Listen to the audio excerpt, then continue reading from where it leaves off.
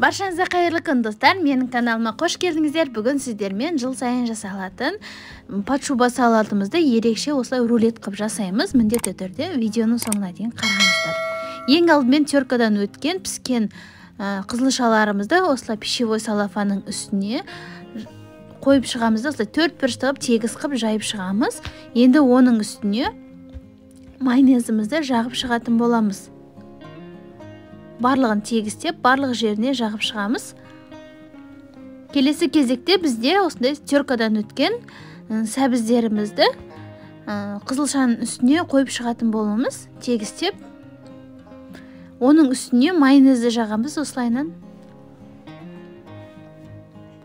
Оны да тегістеп жағып шығатын боламыз майонезімізді. Енді келесі кезекте теркадан өткен мендегі 2 жұмыртқаны осылайынан сәбіздің үстіне қойып шықтым.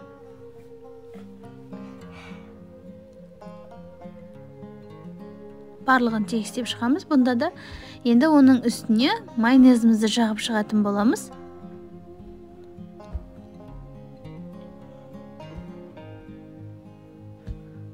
Оны да тегістеп жағып шығамыз.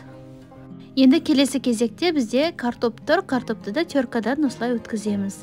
Оны жұмыртқаның үстіне осылайынан барлық жеріне вилканың көмегімен осылай қойып шығамыз да үстіне майонезімізді жағып шығамыз.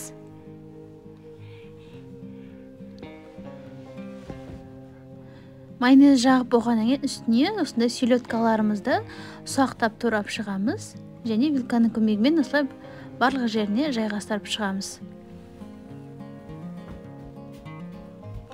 Барлығын жайғастырып болғаннан кейін рулетімізді екі жақ шетінен ортаға қарай осылай орайтын боламыз. Қаттыға ораңыздар. Шетін жақсылап ораймыз да байлап қоямыз. Оны тарелкаға орнатқаннан кейін жарты сағатқа немесе морозильникке немесе 1 сағатқа холодильникке салып қойыңыздар. Әбден осылай кішкене қатайған кезде ақырын ғана осылай салафанын шешіп аламыз.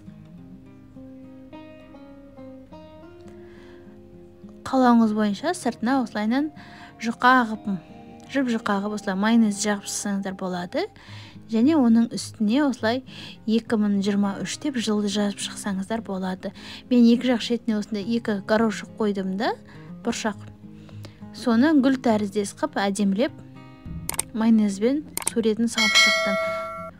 Сонда дастарханымыздың көркісін одан сайын аша кетеді. Өте дәмді әрі әдемі көрінетін болады дастарханыңызда.